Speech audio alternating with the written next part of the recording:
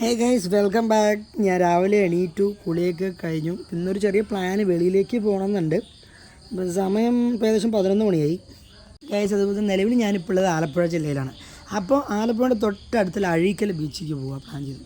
അപ്പോൾ നമ്മുടെ വിചാരം അഴീക്കൽ ബീച്ച് എന്ന് പറയുന്നത് ആലപ്പുഴയുള്ളതാണ്. ബട്ട് ആലപ്പുഴയല്ല, കൊല്ലത്താണ്. പക്ഷേ ഇത് അങ്ങോട്ടും ഇങ്ങോട്ടും ഒരു ബോർഡർ രീതിയിലാണ് വരുന്നത്. ഓക്കെ, തോരാതെ ചെറിയ ചെറിയ മഴത്തുള്ളതുപോലെ ചെറിയ മഴകളൊക്കെ പെയ്യുന്നുണ്ട്.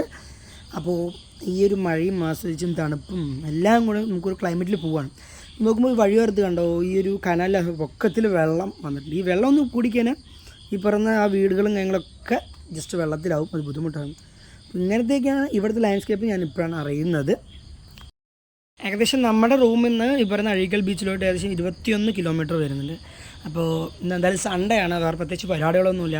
ഇതുവരെ വന്ന് നമുക്ക് വെളിയിൽ പോകാൻ പറ്റിയിട്ടില്ല. അപ്പോൾ ഇതേ സൈഡിൽ ചെറിയൊരു അമ്പലങ്ങളൊക്കെ ഉണ്ട്. ഇവിടുത്തെ അമ്പലങ്ങൾക്കൊരു വെറൈറ്റി എന്താണെന്നറിയില്ല, എനിക്കങ്ങനെ തോന്നി. എൻ്റെ വീഡിയോയിൽ കാണുന്ന എല്ലാവർക്കും അങ്ങനെ തോന്നി എനിക്കറിയില്ല. പോകുന്ന വഴികളും അതുപോലെ തന്നെ പെർഫെക്റ്റാണ്. ചില നല്ല പോലത്തെ ഇതുപോലത്തെ ഒരു മൂടിയ ക്ലൈമറ്റ്, അതിലൊരു മഴയത്തൊരു യാത്ര ബൈക്കിൽ, അത് ഒന്നും പറയാനില്ല. I really enjoy it. ഇത് ഈ കാണുന്നതൊക്കെ നമ്മുടെ കുറേ ബോട്ടാണ്. ഇതൊക്കെ ഫിഷിങ്ങിന് പോകുന്ന ബോട്ടുകളാട്ടോ.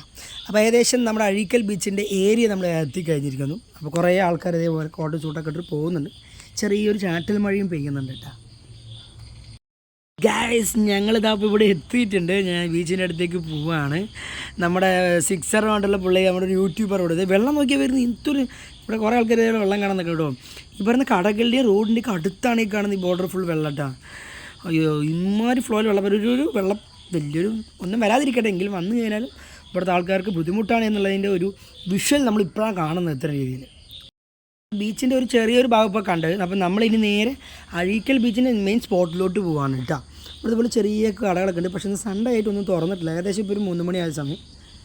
വലിയൊരു ബ്രിഡ്ജും കാണുന്നുണ്ട് ഗായ്സ്. നമ്മളപ്പോൾ നമ്മുടെ അഴീക്കൽ ബീച്ച് എത്തിയിട്ടുണ്ട്. ഭയങ്കര നൈസാണ്. അതുപോലെ കാറ്റും എല്ലാം സൂപ്പറാണ് കേട്ടോ.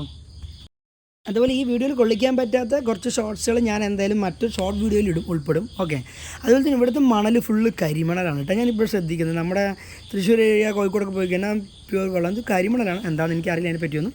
അതിനെപ്പറ്റി ഞാൻ ഒരുപാട് ചിന്തിക്കുന്നില്ല. അപ്പോൾ ഇവിടുത്തെ ഒരു ലൊക്കേഷൻ എനിക്ക് ഭയങ്കര ഇഷ്ടമായി. ഞങ്ങൾ കുറേ ഫോട്ടോസൊക്കെ എടുക്കാൻ പറ്റി.